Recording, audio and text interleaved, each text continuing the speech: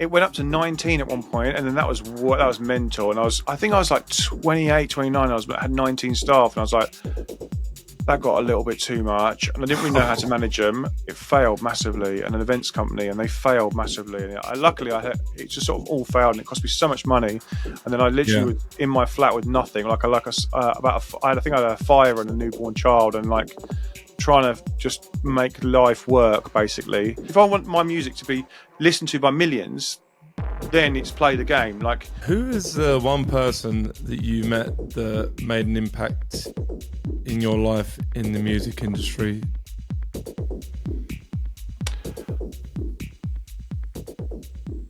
You got me speechless. This is mad.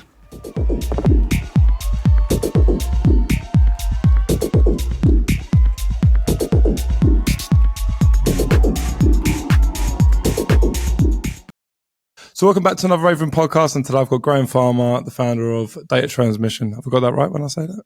Yes, all good. Hey, how are you? Thanks for having me. No worries, mate. Thanks for joining me. Kind of where I've all started with all my guests really is, where did your journey start? Where you're from? Your journey start with regards to music, and how did it develop into data transmission, and so on. So starting music. Oh my god! So I started music. Started. Do you know what? I started listening to dance music. I went to this party in when I was like 16, maybe. Yep. And before that, I was really into Queen. My mum was into Queen. My dad's into Queen. My dad's into Beatles. Queen and the Carpenters a lot. We used to listen to when we was younger, and lots of Queen. And then I went to a party probably when I was about 15, and As you do. As you do, yeah. It was in a house. It was in some it was in someone's house. It was one of my friends, and actually I still see her today, and I still see her mum, and her mum always goes on about that party, the one that party that basically destroyed her house with all these youths in it, and it was that party. And I heard a track on a tape, and I was like, "What is this? It's epic!" And it was Prodigy, Out of Space. And then it took me 6 months to track down what it was, because everyone was like, I don't know, it's just on that tape. And then like back then it was like searching through tapes, trying to find out what tape that was playing at that time, at that part of the party when people are not supposed to be drunk but were drunk. Yeah. And then I found it, and then I kind of got into Prodigy a lot, and then I found Josh Wink High State, and listened to that incessantly. And I love acid house, and I love a good 303. And any one time it sends me a demo that's like really, really 303 inspired, I'm like, I'm in, sort of thing, Yeah. And from then it was kind of like, then we went to Ibiza in 97, finished school 96, 97, yeah, maybe 96, 97. The good old days. Oh my god! And I was talking to the Mambo brothers when I was in Ibiza last year, and like we walked to Mambo's from San Ann, and there was no path where there's a path now that runs around all the way around the front there. That wasn't there, and we just kind of climbed over the rocks. There was because we went with the 16 lads, I went on this trip to Ibiza, and we kind of climbed over the rocks and kind of got to Mambo's that way. Little did we know when we got there, we found there was a road that went along, and we just thought, you idiots. But now there's a whole path and it's a walkway. But yeah, like back then it was just the rocks, and you had to really go and find Mambo's. It was quite cool. So going on from a couple of pointers you mentioned there, like with Ibiza and the house parties, like the house parties. I think a lot of people can resonate with the house parties, because even back in the day when I was 16 and I went to a house party, I went around this person's house party from school. I walked into the living room and there's literally no furniture. They've removed every bit of furniture, no TV, nothing. And I went, where the fuck are we supposed to sit? She was like, on the floor. I'm like, well, the furniture is in the garage. So yeah, I think a lot of people can resonate with those sort of parties. They're classics, right? 100%. Or either that, there was like when people start getting cars, it was always like listening to the Dreamscape tape packs in the back of cars. Yeah. And everyone had these mad tape packs that were just, because obviously we're from Milton Keynes, and we live in Milton Keynes, so like Dreamscape, Helter Skelter, like all those were at the Sanctuary and literally started here, and like so all of those kind of sounds like were here, and all the tape packs were here. So everyone had all the classic like rave posters all over their walls, and like and we're listening to so much stuff then. Yeah, and then we went to Ibiza, and that was fun. And then from there, like I started working, went to a nightclub in maybe 2000s, and kind of was on a drunken night out with like just loads of people from this work company I was working for. And we ended up in Turnmills. I didn't know it was Turnmills. Didn't really have a clue. Was young and didn't really know. Found out it was Turnmills and was like, I love this place. And then in the early noughties, I started working for the club up until it closed in 2008. Yeah. And was literally doing everything online for the club. Like the amount of stuff we did back then was just so, like, we met the artists you met and publicists and managers and booking agents. Like, met so many people back then, and loads of those I still work with today. And then from there, like, we launched Data Transmission, and I've been doing that now since 2008. And that's time. Yeah, it's 17 years now. Like, whoa.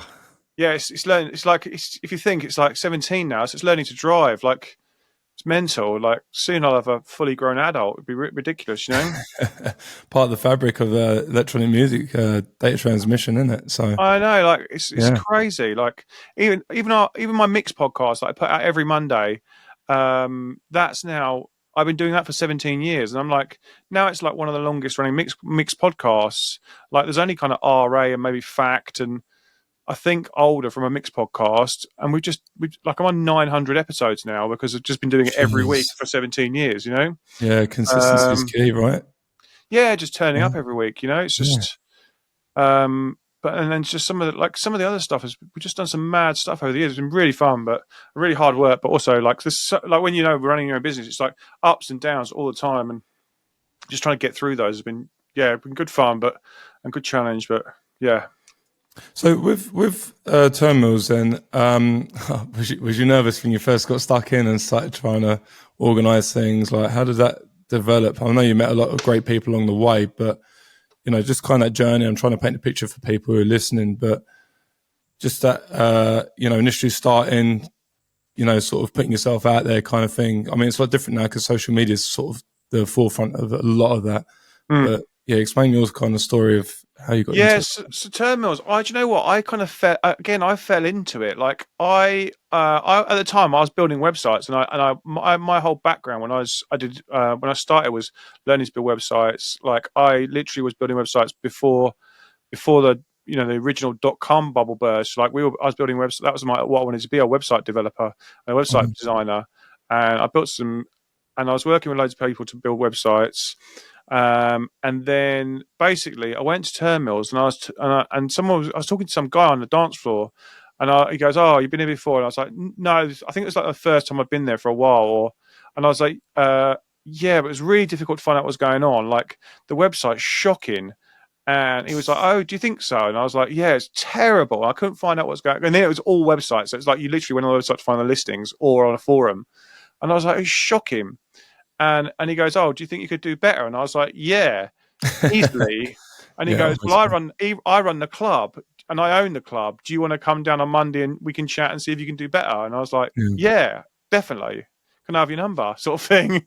And basically, it was Danny who owned Turnmills, and basically met him on the dance floor, and then the rest is history. And then from there, like, I was literally building all of the online websites for every event. We had a website, and every had a microsite. I was telling someone else this earlier, like, all the things like sign up pages that events do now, we started those at Turnmills. Like, we were the first people to do like email sign up, and I was the first person to build those email sign up. We built those for events, for every event, to kind of capture names and trying to see how much interest there was in an event. And I was building all those like back in the noughties before like literally no one else was doing them. And the guys kind of said, "Can we do this?" And I went, "Yeah." And we were collecting because we were, "I think so. I'll work it out," sort of thing. Yeah, I'll figure it out. Don't worry. I'll figure it. Like, they were like, "Can we do this idea? Can we collect data?" And I was like, "Yeah, okay."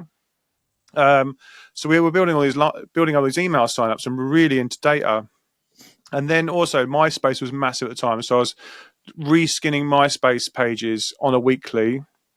We used to do a thing with the player, like the MySpace player back then, where like we would we'd refresh the tracks on it all the time, and we'd upload tracks from people that we had not even announced yet. And it was kind of like this little Easter egg where we would put a track up of someone that was coming up, and then see how long it took the forums to kick off, because people would always go and check the MySpace page, and all of a sudden you'd see the forums burst and go, oh, there's a Chemical Brothers track on the Turnmills MySpace.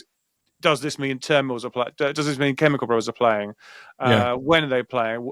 Oh, is it because it was like, maybe it was like August or something? Maybe they're playing New Year's, and it would start all this like speculation about where the Chemical Brothers. They probably were playing New Year's, and it was us just kind of teasing it out there really, really early, with just putting this track on the player, and that kind of like little early promotion was key for building hype, you know? Yeah. MySpace has taken me back. That's a long old time. And I remember, Bebo and MySpace were kind of dominating like the music sort of industry. Well, that's kind of like, the start of it, right? Like you mentioned. And I remember, MySpace, I don't know whatever happened to MySpace anyway. Like, well, they made some wrong decisions, and then this other platform came along, and it just sort of like, because there was Don't Stay In as well, and Don't Stay In was absolutely rocking. Like, it was literally like pictures and messaging, and all your mates were on it, and you just connected with people that were going to clubs and other clubs, and you could see all the clubs that were out there, and that one looked like a good one, so maybe I'll go and check out that one next time, because all the photos would go up, and there'd always be photographers out there and putting in pictures up. And then this other platform came along and just literally wiped that one out straight away, because everyone moved to it, and things just evolved. Like, MySpace was absolutely banging, and I really wish that there was a way to do what MySpace did on another platform, but I don't know. I don't know if the logistics will make it happen these days, and rights and all the kind of stuff behind, getting artists and record labels paid, because a lot of the MySpace stuff we were doing was we were just uploading random tracks we were grabbing off, Soulseek, and probably there was a whole lot of rights clearance that wasn't happening, and all the monetization behind records, and the major labels would have definitely not been earning the amount they should be earning off that website. So those sort of things, legalities and artists earning, basically, kind of stop platforms like those kind of underground platforms like those. That's kind of like a lot of platforms, though, isn't it? When you see like the birth of something like that, it's always going to be a bit all over the place to fine tune it right, like anything that you do in life. And that kind of goes on to my question with data transmission. Like, where did you get the name, and starting it up and coming up with the idea and then forming it into what it is? How was that process? So data transmission was actually given to me. Like, we had this magazine in Turnmills, which is called Data Transmission, and it was basically, we were doing so many parties. Like, we were doing Friday and Saturday every week, and we were sometimes doing Thursdays and sometimes doing Wednesdays. So we're doing Wednesday, Thursday, Friday, Saturday, and then Sunday morning, pretty much every week. And we had, and if you think, each one of those might have had a flyer, and we were like, we're just printing so many flyers. There must be a better way of doing this. And we were like, well, why don't we make a magazine that's just got all the flyers in it, and we'll call that Data Transmission, and then we'll add some interviews, and we'll add some like free drinks tokens hidden in the middle if you found them, sort of thing, and like little kind of freebies in there, and we printed a lot, maybe like 250,000 of these magazines that would go out. Yeah, they would go out over 3 months. We had boxes, and like they come in on a Friday, and there was boxes and boxes of them, like, and they would last maybe 3 months. So we'd do 3 months worth of flyers in these magazines and listings and stuff in them. So it's literally our own magazine, and we would kind of give them out around London, and they kind of promoted the club and everything that was going on, Yeah, who printed in Printworks? No, can you imagine? That'd be. Could you imagine? No, freaking hell, yeah. I can't remember. There was a guy. No, there's a guy he always used to use. But yeah, and the thing with the flyers, we always used to use different materials, and we did one flyer that was like a roach material one time, and the whole thing was like each one broke down into little roaches. That's brilliant. Like, and there was other ones that were like really, really thin, and we'd really think about like what the print quality was, what the material was of the flyer, and just try different things to really stand out in the flyer packs. and get ourselves to kind of make like literally breaking through the noise of the flyer pack, and that was that was using a different weight flyer to a different to somebody else's, or making it a little bit longer so it stuck out a little bit long, and spending a little bit extra on the printing. So our flyer was like a few centimeters longer, so it stuck out a little bit across the top. That's cool, man. Yeah, wow. And just trying these little things to break through the noise of the flyer pack, Yeah, I had a friend. My friend Craig used to do the podcast with me. He was out in the late 80s and early 90s raving. He lives over here actually, and when I made friends with him, he's like, he got all his vinyl still. He shipped all his vinyl over. Nice. And he said, I've got all these boxes full of flyers. I collected all my flyers from back in the day. And nice. It was for like Helter Skelter and Dreamscape and everyone like that. And he had all these original flyers. And I was like, all designed by Pears and Junior Tomlin, all these people, right? And I was like, mate, these are in mint condition. And then through COVID, they were going through the roof in prices. But some of them, like you say, they had all these cool little, like, it looked like a menu, and then it had all the different styles of like stages and what, fun fairs and stuff like that at these raves. And so it kind of takes me back to what you're, from what you're saying is, it's pretty cool. Like, it's a shame I don't do that no more, isn't it? Like, it's a shame, but yeah, the whole physical. It was obviously there's a massive cost, and to do it all online now is, it's a different cost, and a lot of it is it's definitely cheaper than what it was to print. And also there's a kind of ecological thing to, not printing that many, that much printing. Yeah. So it's different, but everything evolves. So yeah, then Data Transmission started as just this magazine, and then when I left, when the club was closing, it became this online mag, and we always kind of thought it was an online magazine, and then from there it's still the online magazine, still upload mixes and podcasts and interviews every day, news every day, but also now we have a radio station, which is old school pirate radio, so people pay subs to join the radio station, and we have like 170 people hosting shows with us, nice. which is wicked. So much variety, and also so much we want it to be a platform where people can just sort of start their step. Like if you want somewhere to broadcast that don't really worry if you've only got 100 followers or 50 followers or even 5 followers, we have that platform and we have that ability, and we can amplify what you're doing with everything we do with Data Transmission Radio, which is, I'm super excited by that, and love the fact we can just have anyone because of the brand and the size of the brand, and it just gives people a platform that just don't have anything, which I absolutely love. And then we've got 5 record labels, in-house ones, which again we've built that up, and we just released last couple of weeks we released our 5th one, which is Disco Infiltrators, our disco label. So we've got the main Data Transmission at DT Weapons. Again, DT Weapons is for artists that are starting really, really early days, that we just love their music, in a kind of house and tech house space. And then we have 63B, which is a deep tech label. And actually 63B is the street address for Turnmills nightclub. So it used to be 63B Club on Hall Road. So 63B is our record label, and then Disco Infiltrators, and also a drum and bass label called DTDMB. That's cool, isn't it? I like what you did with the address of like Turnmills and stuff, because obviously it keeps it kind of alive. Do you know what I mean? Like that's kind of cool, and I don't know if many people know about that part of it, but it's cool to know that that is there. And yeah, little nods every now, little things we can do where we're just little nods back to Turnmills, or like from being in Milton Keynes, like we have Saxon Street here, where all the roads used to be. So it kind of either Milton Keynes nods, Turnmills nods, or Disco Infiltrators is actually an LCD sound system track, and I really love LCD sound systems. So again, I'll kind of use that as a label name. Nice. So from the magazine, then, when did it start going into audio? Like, I followed you on SoundCloud for Data Transmission for fucking years. And how did that develop? And how did you get you kind of like your first artist, or big artist? How did it develop from there?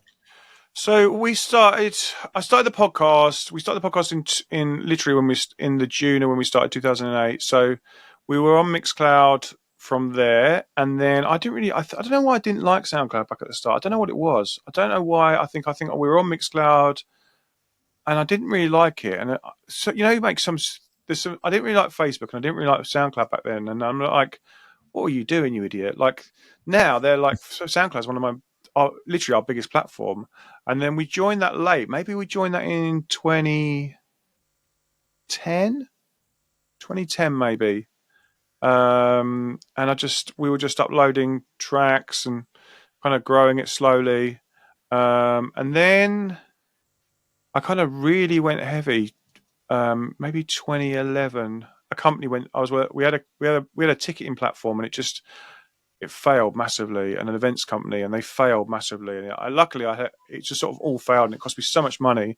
And then I literally was in my flat with nothing. I think I had a fire and a newborn child, and like trying to just make life work basically. And I was just like, well, I'll just keep uploading to SoundCloud, and I'll keep uploading premieres, and people want to keep working with us from that sort of side. And not many people were doing premieres back then, and kind of doing it using SoundCloud. Some people had started on YouTube, but not on SoundCloud. And I was definitely, again, we were pushing that and growing that SoundCloud by just like whichever labels we were like, well, they'd send us so much music. I was just like, well, I like this. Can I upload it? And people were like, yeah. And then that sort of grew, just consistency. Like I do maybe 2 uploads a day. And I still can do that today, but we've now got 6 or 7 channels. Yeah. So the main channel is now 190,000 followers, and I think I've done like 150 million streams on it. Yeah. So it's a lot, but then it just sort of grew. And then, do you know what? Back then we were uploading people's podcasts as well to the main channel, which is now literally the model for data transmission radio, which is like I was scrolling back one time and I was like, oh yeah, I used to upload that podcast. Like that was like in really early, and I'm like, well, that's just what I do now. On like I kind of started things on that main channel, tried stuff, and then it was like, oh, that worked. And then a little bit later, it became its own entity and its own platform, its own channel. Yeah, how did the ticket thing go then? Because obviously breaking into the ticket thing back online was kind of, it was bad.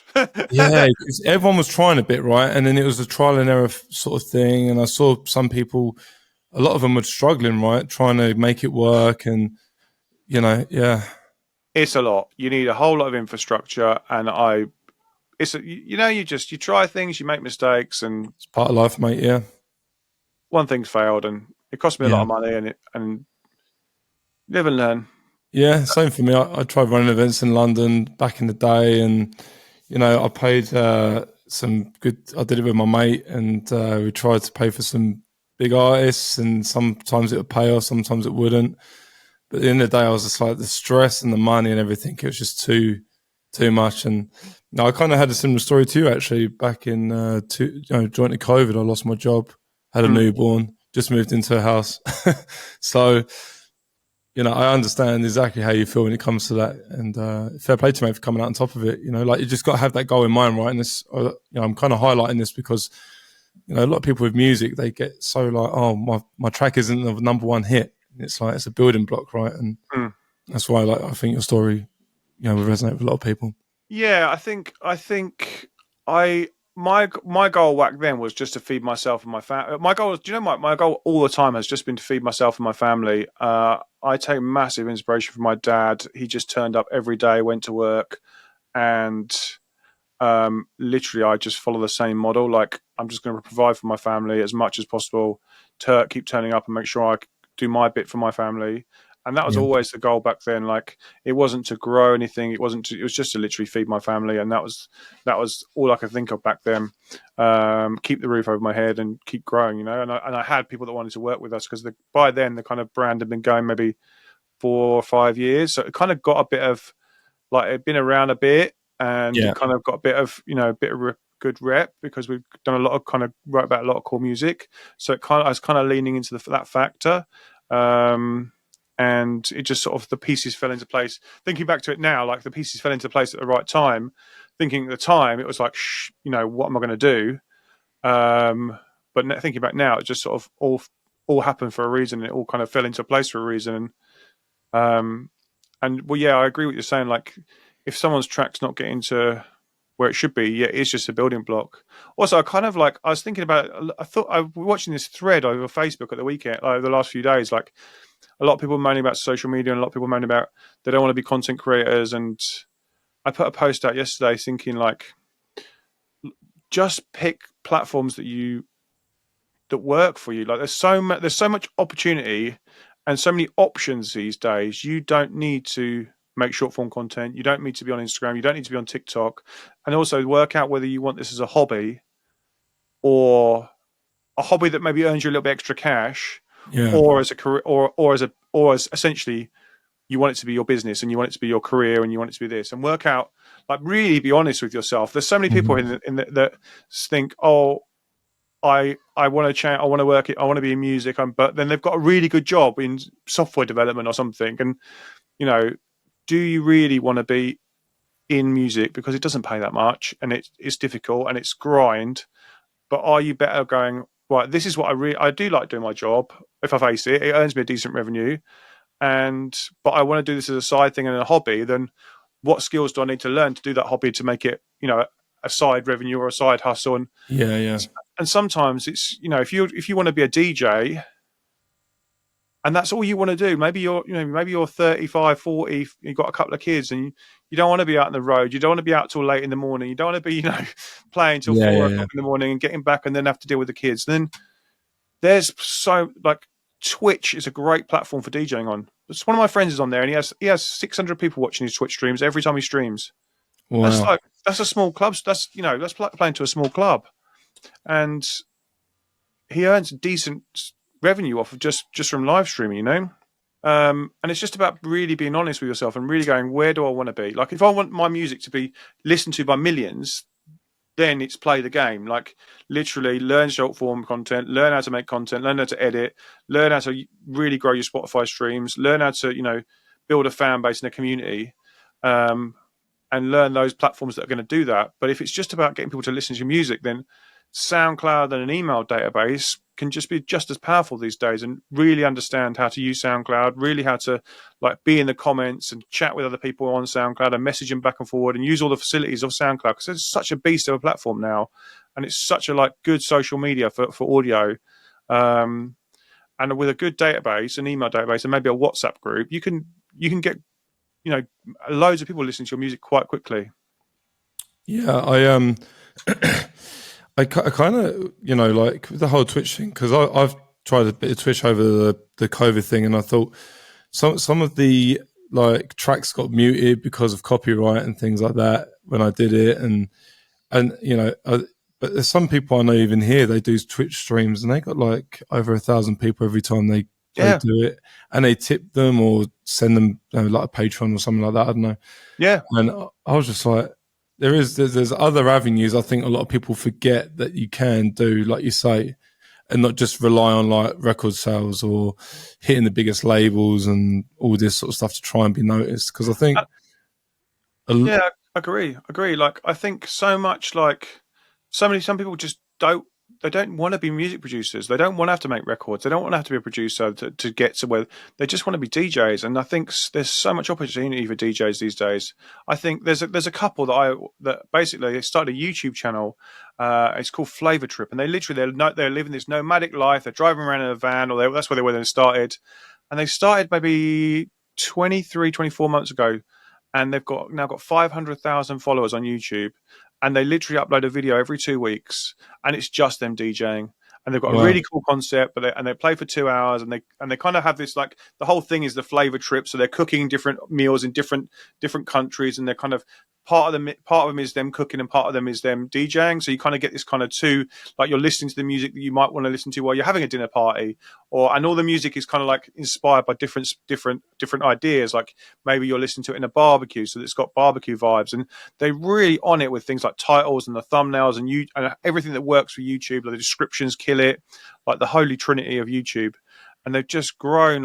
Some of their videos got 4.25 million views on them. Wow. And they are, that's more than some of the biggest artists in the world these days. And that's more views and more reach than massive artists. And they've got a nice revenue. They've got a good Patreon. They're kind of just getting to DJ and cook and see the world, and happy days, Yeah, I also think like what I've noticed from being like standing from the outside in is kind of a lot of people, and I say it's quite a lot. A lot of people see like this DJ's doing smashing great. I want to do it, and then that placebo effect of like, sorry, not placebo, but the novelty of like, I've done a mix, I'm going to get big, and then people just give up straight away because the guy or the lady that done it on Instagram has got all these followers and YouTube or whatever, and they haven't hit it quite yet. Do you know what I mean? And a lot of people, I think, get despondent on that. I've met a few people here that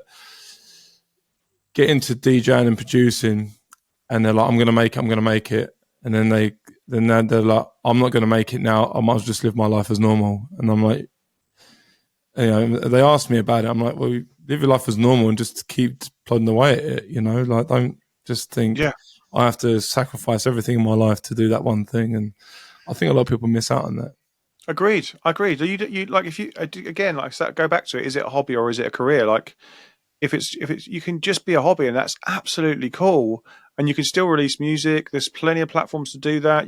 I personally probably self-release it, and I just build up a community of self-releasing, and just again learn how to promote it yourself and take away so much of the stress. Like you don't need to get signed to record labels these days. You can literally self-release your own music. You don't need to do all this other stuff.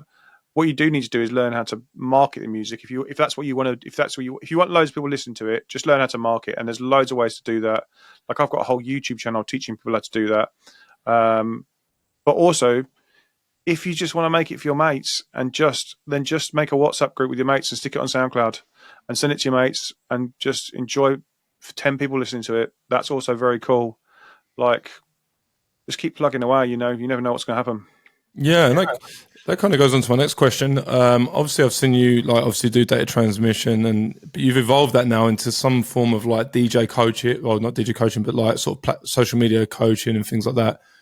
Can you like kind of expand on that? Because like I've seen you do a lot, but obviously for people that haven't, seen what you do, like how did you expand from that? Yeah, so I started working in 2015 with a young artist called Ben Sterling, and he was from Milton Keynes. Him and his dad used to come around my house and we'd chat about his music, and I'd send his music out to some labels and chat about his social media and kind of chat about his strategy. And then as he got older, we kind of went out and just went networking and like introduced him to a lot of people, and then like literally helped him get some records signed to Jamie Jones' Hop Creations label. And then from there, he kind of skyrocketed over one summer, and he just kind of went off on his way. And we're kind of forever grateful for all that time we spent with him, because it taught me, literally taught me what I didn't know I knew, if that makes any sense. Like it kind of unlocked all these skills that I just didn't realize I had inside me. And then from there, like I was like, I had this mad like aha moment where it's just like, well, if Ben needed this help, then I'm sure others will need this help. And if I know how to do it, then I'll just start helping people. And then I started my YouTube channel, my Instagram, and then basically didn't really kind of just put out content for a whole year and literally grinded it for a whole year. And just here's some more helpful. Didn't really ask for anything in return. Just put it out there for free. At the end of that year, I said, I'm going to start coaching some artists, and I got 10 spaces, and we had 250 people sign up, which was mental. There's a lot of people. Yeah. I always think imagine all them people in a room. I know. Yeah. 100%. I know. Yeah. 100%. And we were like, well, we can't take all these people on. So we'll take on the 10 we were going to take on. And we kind of vetted everyone and like, who's the right space. And then we had space. We've worked out we had space for another 10, so we took 20 on the end. And then I was doing that one-to-one for a while, and then from there it got a bit. I found I was saying the same thing over and over again, and we kind of go through a pattern. And I was like, well, I could just probably package this better in a course. And now I have my course, The Artist Blueprint, which is literally how to send demos, how to get music signed, how to grow on SoundCloud and Spotify, and how to use Instagram, and how to make short form content, and then the bigger things like how to get gigs and how to use paid advertising and to grow your streams and listeners.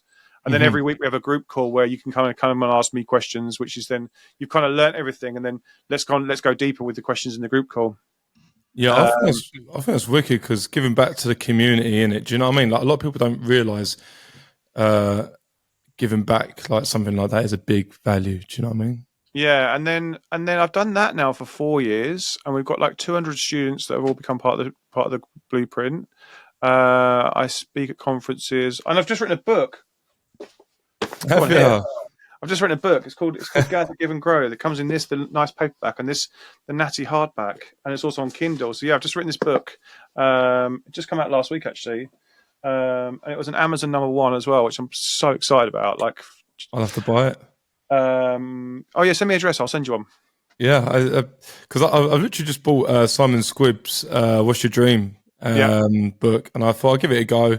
I read a bunch of shit anyway, yeah. and I was like, I'll give it a go, and I was like, it's actually a pretty good book, and it's not obviously specified in music, the music industry, but I think it's a good book for people to open their eyes and just realise that, like we've mentioned before, if you have a side hustle, work at it, and because a lot of people don't want to be in the jobs they want to do. They want to, do their passion, right? And Yeah, I agreed. I wanted to write a book for a long time, but I always think of a book like an album. Like you make a lot of tracks, and then you kind of get to an album over time. Like you build an audience, and you build an audience that might want to listen to an album before you can't just drop an album and then go expect everyone to kind of get into it straight away.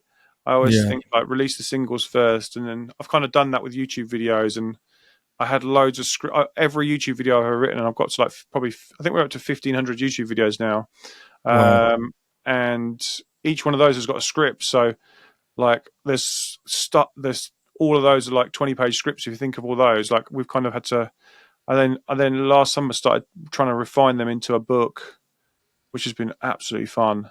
I used AI a lot. I just kind of uploaded them all to AI and said, make some sense out of all this, and literally sat there uploading all these docs, and then it kind of spat back and went, "This is a lot of data."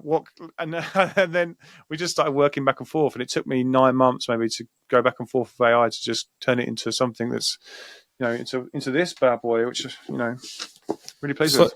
So if with the book, then obviously it's been a long period of time that you've wanted to do one and stuff, but like, how do you even like?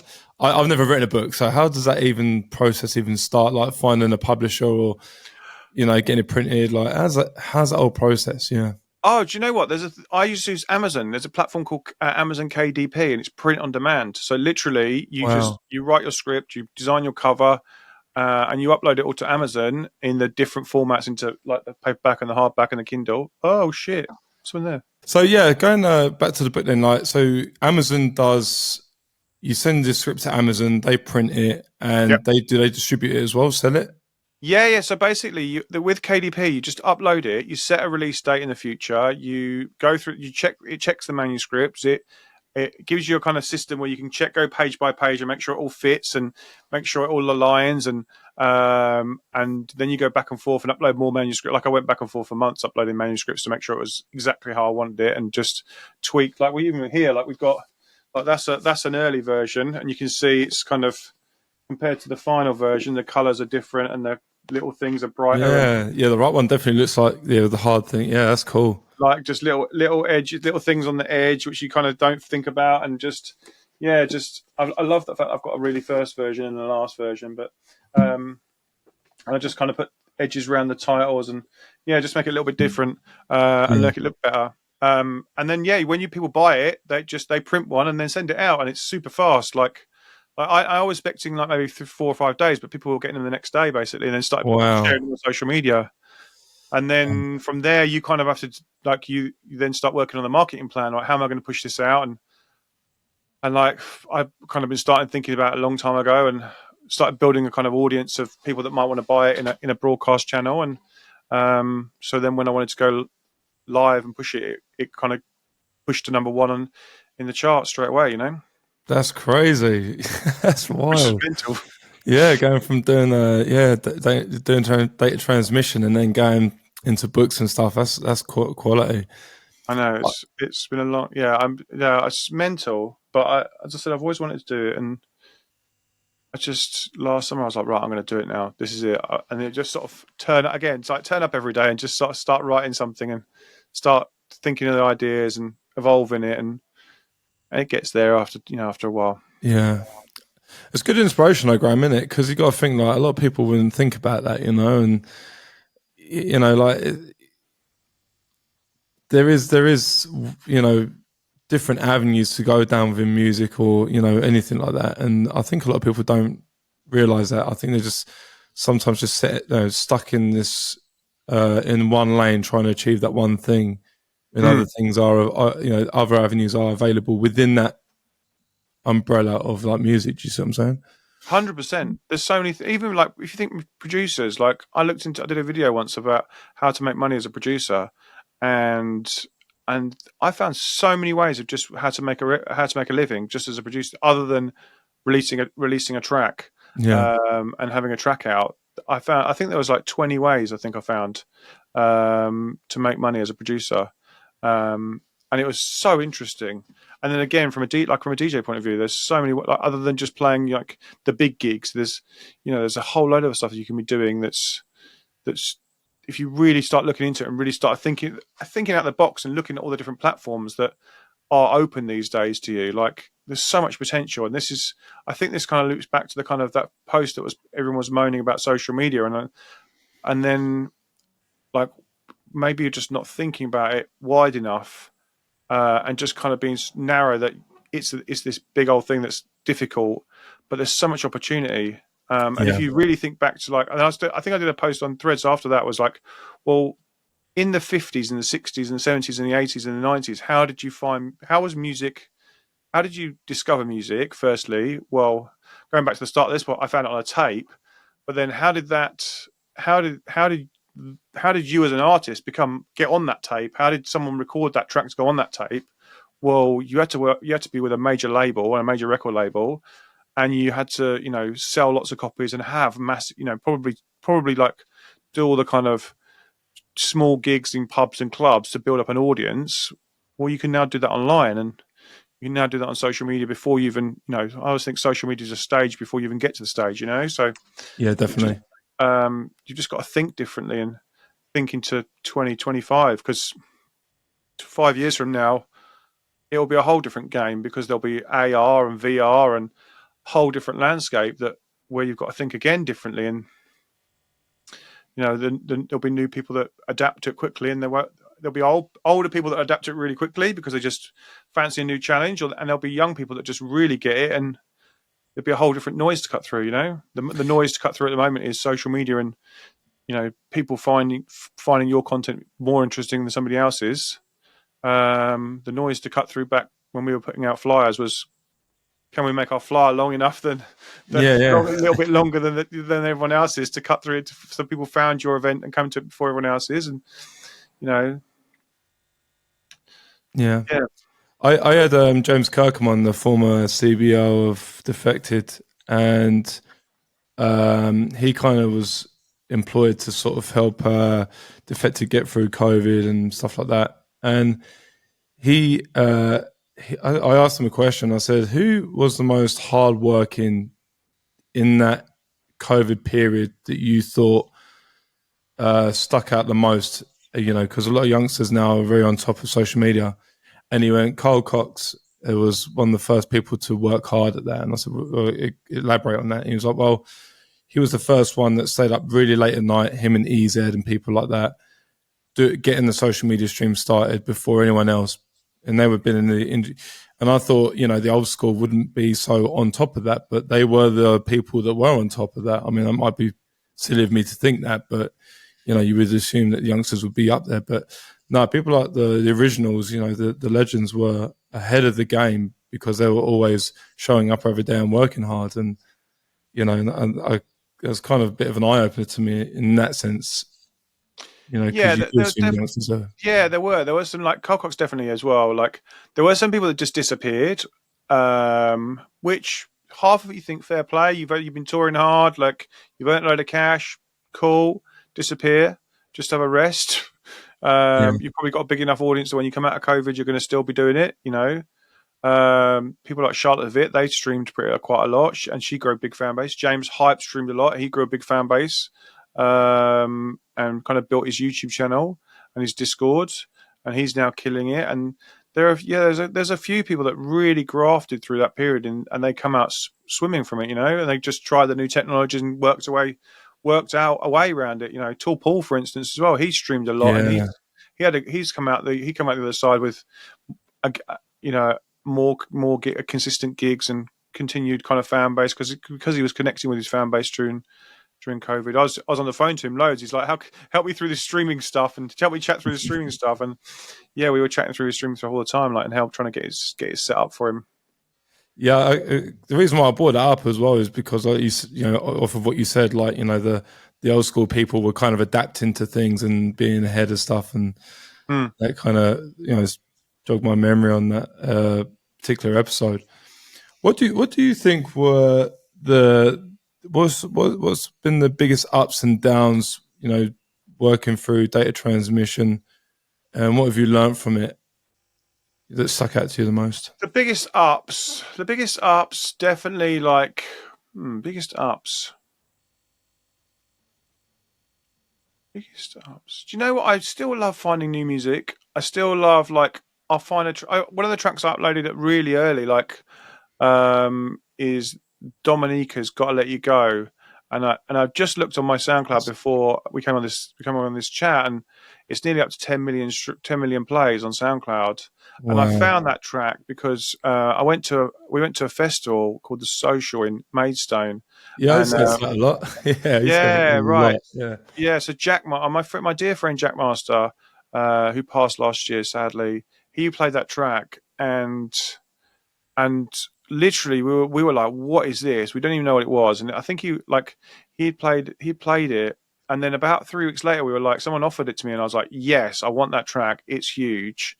And now it's done 10 million streams. So just little things like that, or just finding help, sometimes just helping some artists where they've gone, we give them a mix or something, or give them some content, and then it unlocks something for them, and they can then go and do the next level of whatever they're doing, finding artists first, and being the first people to write about them. I love that sort of thing. And then we can go, later down the line, when you see them out and they're always grateful to you because you kind of give them that little bit of a leg up when they needed it right really in their career, Mm-hmm. I love all that sort of stuff. Just we had a good thing with Twitch where they gave us, they signed up to be a creator. That was really fun, and we had managed to build this studio and have built more staff. But then also just the little things like now, like writing a book. That's a big thing. Like, that's cool. Everything. I celebrate the little wins more I do the big ones. The big ones are cool, but the little ones can come every day. And like just getting to 190,000 on SoundCloud, it might seem nothing to a lot of people, but to me it was like a little win that was just, it's been kind of getting there for a while. Like, I'm close to getting 50,000 on YouTube, and I'll definitely celebrate that with a little kind of hurrah, and probably have a cup of tea and a biscuit these days. Quick pint. Yeah, cheers.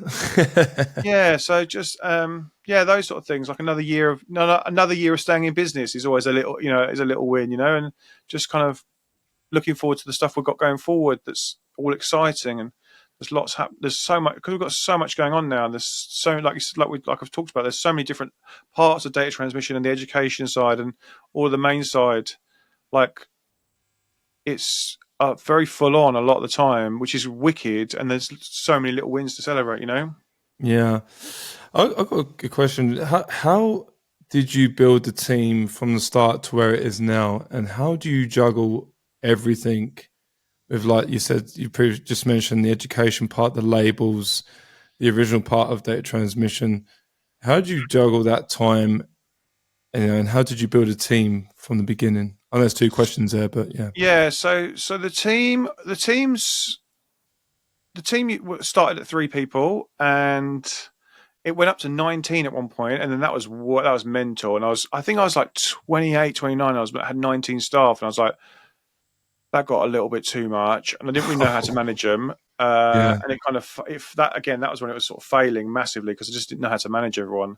And then it went down to just me, and in the period I call the dark times, and then it kind of grew, and then it's me and then it went to me and my partner, and she kind of runs all the drum and bass and jungle, and she's such a head when it comes to drum and bass and jungle, and now knows everyone in that space because she's just grafted really hard to get herself into that space, and really knows that scene really well, and knows everyone in it now, and everyone knows her now. So it's and then it's now we kind of got up to a few staff. Like we've got another one for doing for all my editing, and he's a producer DJ called Los Seca, and he's doing some really cool stuff and having some great releases. Then we've got Hobbs, who I make music with, but he runs the labels and runs all our record labels with me. And then my mum does helps me with all the accounting and all the kind of admin side, So she retired and was like, "What can I do now? And can I help you?" And I was like, "Yeah, okay." So yeah, it's a family thing, really. That's wicked. And I heard you say a little bit there. You make music. Do you produce music? I work with a guy called Hobbs, and we've had 2 releases out. One in 2020, and my dear friend Mr. Jam, played it on Radio 1 for us for 8 weeks in a row. And he's Hobbs, and I'm Ron Mexico. And then we've just had one out last week, actually, for the release of our brand new label, our disco track. We played disco house, and we play this thing called 130 disco, which we kind of made up. It's like fast disco with techno beats and big thumpy kick drums with disco sounds. And we kind of coined that as a genre, but it's not a genre, but we just call it that. Like French house and that sort of thing, which we really love. So yeah, kind of, but I'm so busy. We're kind of like, we should get in the studio and make some music. And we're like, when? Yeah, whenever we can, we try to. And we've got a few things we're kind of working on, and a few ideas that are kind of being worked on. But again, it's the main things are more like, for me, the main businesses are far more important. It's nice to have that bit of fun of making music and DJing every now and again. For sure, yeah. Where did the name Ron Mexico come from? Oh my God. So there's a TV program called Cougar Town. Right. It's got Courtney Cox in it. And in there is a scene, and they basically make up this person called Ron Mexico, and which they found hilarious in the program, and I find it hilarious too. And then I just used that as a name because I thought it was absolutely jokes. And then we kind of made up this character that is Ron Mexico, and we always kind of, now we're like, oh, he's just packed away in the fancy dress box, and we'll get him out ready for the summer for all the festival gigs in the summer, and he kind of comes out with his maracas and his trumpet out of the fancy dress box ready for the summer, basically. That's hilarious. Yeah, I just try to have fun with it, like. Of all the things that's lots of serious during the day, DJing is just literally like a hobby for me. DJing is just a bit of a hobby, and I like playing. And we do some stages with data transmission, and then I'll play those because again, it's fun, but yeah, not too serious. Who is the one person that you met that made an impact in your life in the music industry? Interesting. One person.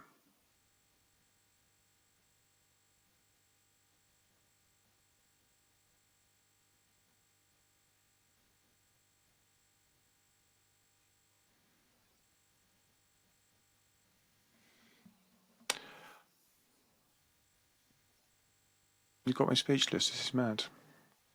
That's why I love doing these interviews. Do you know what? Let's think about this. So inspirational. Do you know what? Who would I say? I've done a lot on my own, which has been which is why I kind of now educate, because I've done a lot of things that I've had to work hard for. That's why I give back, so people don't have to be on their own. Yeah. I'd probably say someone like Wes Saunders or actually, there's Myrad, who works for Frame. She's a social media manager for Frame, and she looks after people like Chasing Status and eats everything, and I always kind of look at what her artists are doing. I think she's an absolute G when it comes to social media, and the stuff that she tries with her artists. If you ever want to kind of real learn top tier social mediaing, go and check out Frame Artists and go and check out their artists, because she's kind of like social media director, I think. And I love just kind of speaking to her about social media. I love watching what her artists do and just trying to work out. Like I kind of work backwards what they've done, and like form it backwards to where it started, sort of thing, and or even why it's happened, because that's so interesting for me. I think Wes Saunders, I've chatted to a lot. His thoughts on goals and his goals for Defected when he bought Defected literally changed my thoughts on goals a lot. Like where your biggest goal is. Mine was nowhere near where his biggest goal was, and my thoughts then for biggest goals were like, shit, I need to think bigger. I'm thinking too small. For sure. As a career, but also things like, Simon Dunmore. Like he started Defected Records when he sold it when he was 65, and it was 24 years old, I think. So he started. So he started maybe when he's 40s or 30s, late 30s, 40s, and I'm like, well, if you can build Defected in that time, then that's for anyone that's like essentially my age or around my age, then that's truly inspirational. Like you could, whatever you're doing now, you could go and build a record label, but by the time you're 65, that's the size of Defected, because someone else has already done it, Yeah. Wes, I'd like to get Wes on. I've got his number and I've got his email, but I haven't followed through with it yet, but I need to get him on, because he'd be a great one to get on. But yeah, a thing I've noticed, like I think you've with yourself and Wes, like they're all family first, right? And that's kind of a good thing to get you driving forward for achievements like that. Do you know what I mean? And I think even me, my family's my drive to be successful and do better in the world and stuff like that. So, I think that's a good inspirational person, like you say, who's inspired you. Like, well, I think Wes is a good one. Yeah. For me, Rob Cockerton, he'd probably hate me saying this, but the fact that when in 2010 I walked into Source Bar, he was in the corner DJing, and he started a club called Mojo in Medway. And he taught me a lot over the years. He gave me my first opportunity DJing and, bringing in the social and, all these big artists in such a small town, and he always gave me advice every time I spoke to him. Nice. I think he's a big inspiration for me in the music industry, 100%. But he's going to hate me for saying it, though. For sure.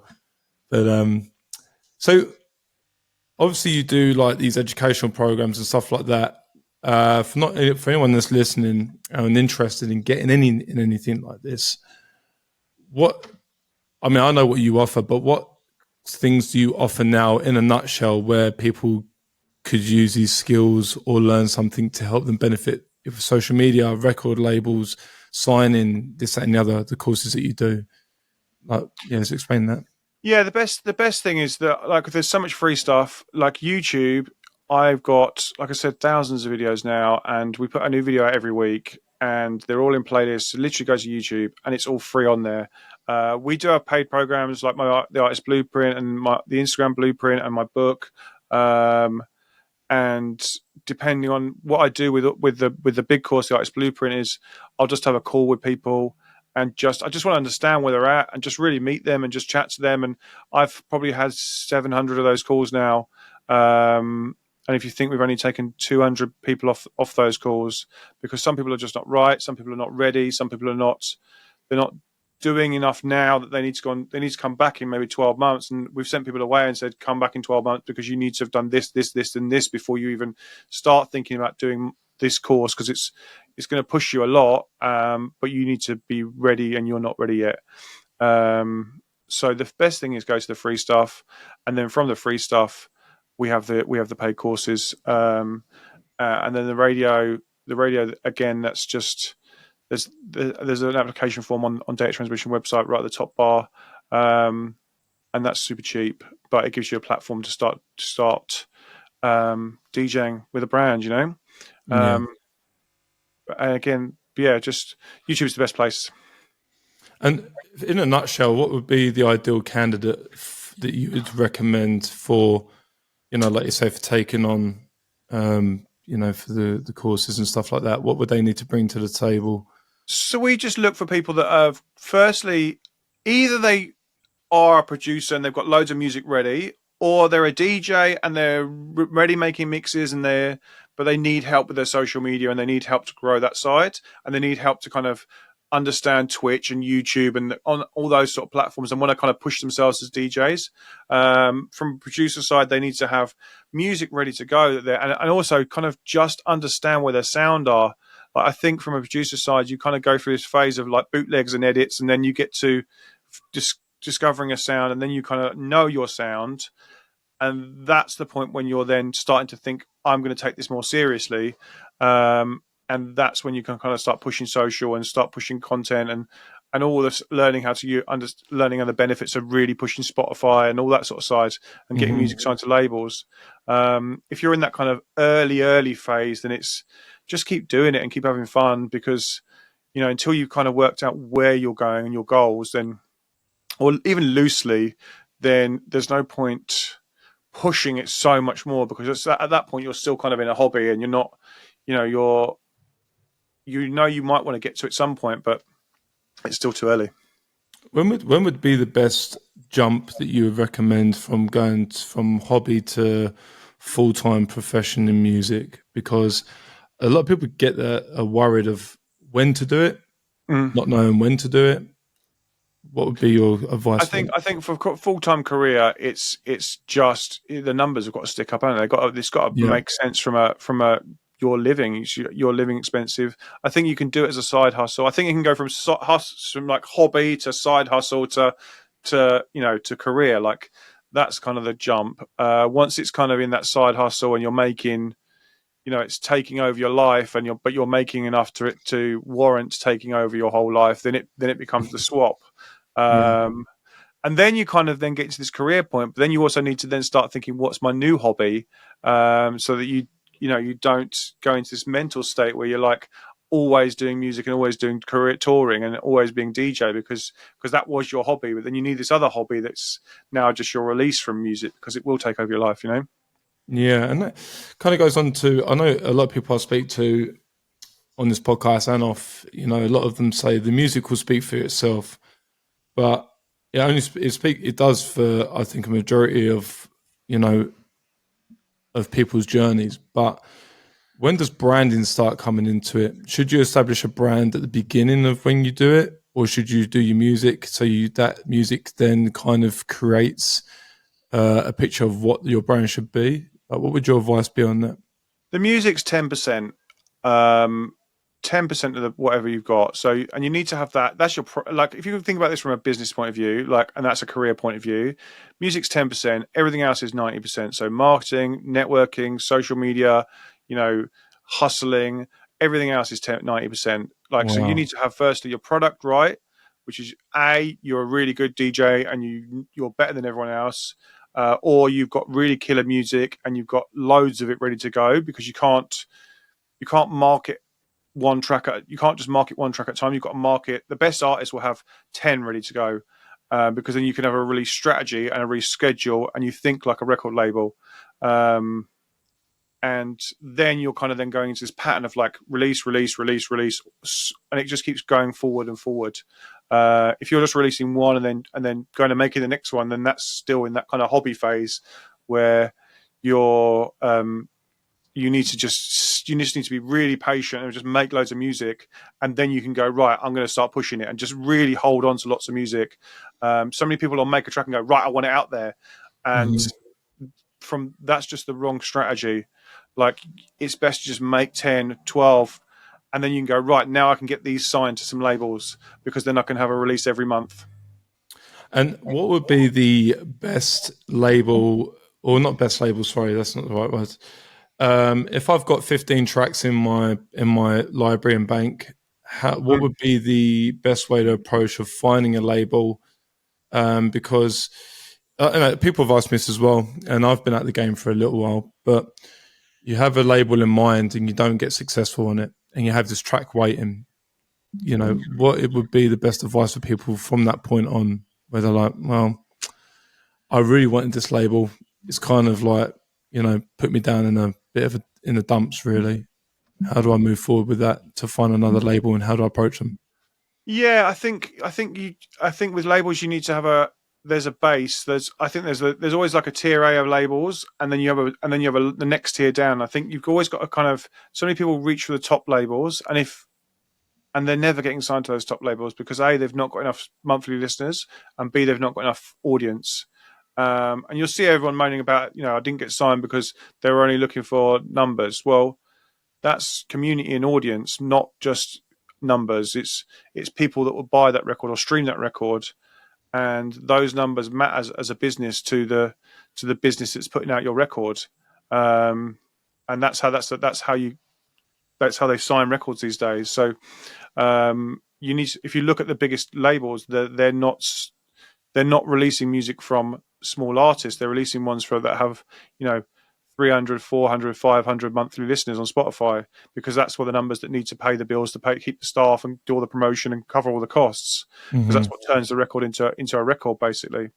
But there is a tier down, which is the next tier down, and they'll sign loads of artists that have got anything up to 10,000 or 15,000 monthly listeners, and a smaller number on Spotify. And it's about getting into those labels and then building a consistent strategy with those labels, because some of those labels will actually move the needle for you quite a lot, because they're working hard as label, because they want to become tier A labels, and they're really busting it to push records and make the most of records, because they've got career goals themselves as a labels. They want to step up to that tier A. So sometimes being into that tier B is and finding loads in that space is much better. Interesting. When people ask me, I always say this, and that would be an up-and-coming DJ who's getting quite big. A lot of them start labels and they're playing a lot of gigs. You kind of want to get on their label, because they'll accept, not everyone, but they'll accept the majority of like some new stuff. Yes. And you get free distribution when they play the big gigs, like in America or wherever. Yeah. And I said a lot of it's all about timing. If you can time getting on that label, like Solid Grooves, for example, I played on the same nights as BB and Porza in Egg Nightclub London, like back in the day. And there's guys that I'm on the same label as, called Rockwell and Landers, great duo. I'm on the same level as them back in 2011, but they're on Solid Grooves. And I said, and I say to people, try and get on that label, so you have, when you do approach other labels, you have that resonant, like that CV to say, oh, I'm on Solid Grooves in the early days, Yeah. Yeah, and then you leverage it for the next label, and exactly. But then sometimes, like Solid Grooves now, they might not sign the smaller artists, so you've got to look at the labels below them, that the artists that are now getting signed to, where were they getting signed to before that, and what were their stepping stones, and follow their journey a little bit. Try and reference. You can reference everything. Like, you reference tracks, you reference social media content, you can reference people's journeys. Like, we say it in the office so much. Like, I think it's like our keyword in the office. Like, how do we do this? Well, let's reference someone else that's done it before us, because there is someone that's already done it before you, and their journey, or that piece of content, or that track, or that way of making something, or that way of doing something. You can reference everything, and reference literally, if you follow it back, and you can see a kind of pattern of what's happened, or the way a piece of content's made, like what happens at 1 second, 2 seconds, 3 seconds, 4 seconds, what happens with your track, where's the drops, where does the hats come in, or whatever. Reference everything. Yeah. What would be the sort of advice for say I'm brand new coming in. I've just started with Logic or Reason or Ableton. And what would be the best advice you would give that person for chasing his dream or her dream in music industry? I think understand, firstly, get the product really right. Just really get the product right. What your music, your DJing skills, that's the first thing. Just literally lock yourself down. Don't go to the party every weekend. Get it right, and just really have some weekends where you're just like, I'm gonna, especially if you're working every day, stay at the weekend and go, right, I'm gonna learn my skills, and I'm gonna practice the hell, and I'm gonna make the best music possible, and I'm gonna learn how to make music either through YouTube or one of the YouTube or a production course, and then I'm going to start to learn how to market myself and push myself, and learn social media skills and learn and get out there and network. Like, networking is such a big thing. You can unlock so many doors just by kind of going out and meeting people. Go to conferences. Brighton Music Conference, for instance, in the UK is such a killer, or ADE or IMS or something like that, where you can go and meet other people in the industry, learn those things. Always keep learning and always keep pushing. If you're feeling like mental breaks, you're getting you've been in the party too much, have a month out, because if you're feeling low and you're feeling you can't do it, but you're partying every weekend, then it's the party. And stay out of it for, look after yourself, because that's also a big thing. Like, this is a marathon, not a sprint. And you just need to keep learning and evolving and pushing yourself forward and getting up every morning and turning up. And if you do that, you'll keep doing the marathon, and you'll keep going, and you'll find ways to evolve, and you'll find ways to get through that mini little setback. You'll understand that a mini little setback is, part of one week. It's not part of the next week or the next week. It's part of the journey that is your career. And if you can do all that and stay with it and evolve, then you'll achieve your goals, whatever they may be. Yeah, that's great advice, mate. Because I think a lot of people get so lost in all in the mess of everything in the world. Like, they see a video that says this and the video that says that, and and it's good that you do your YouTube channel and stuff where people can be like, right, let's just focus on this one thing, one person saying this, and moving forward. And it's like, I've met a lot of people over the years, and I don't know where to start and blah blah blah. But going back to what you said about 10% of the music and the rest is the brand and everything like that, marketing, I think even myself, I'm not that good at it. And I think now with social media, like you've said, it's such an important thing. What marketing skills would people need to learn in order to help them, boost kind of their profile, their platform, and things like that? Again, it depends on each platform's different. So I always tell my students, pick one platform and do it really well. Like, if it's going to be Instagram, literally learn Instagram. There's a book on it now. You can learn it. Keep plugging your book away, mate. Yeah, for sure. If it's YouTube, YouTube's a beast, and it takes a lot to learn it. But when you do, the return on investment is huge. Like, pick one platform and do it really, really well, and understand that platform. And then with every piece of content, like, how do I improve everything on it? How do I improve the audio? How do I improve the picture? How do I improve the what I'm saying? How do I improve the script, the ideas, the titles, the thumbnails, the packaging, the time of delivery, the length of content? How do I improve each one of those? And there's so many little 1% you can improve in each one of those. Like, how do I improve each of those in the next piece of content, the next piece of content? Keep looking at, like, we look at the stats so much. Why did people only watch it to 50% and then they stop watching it?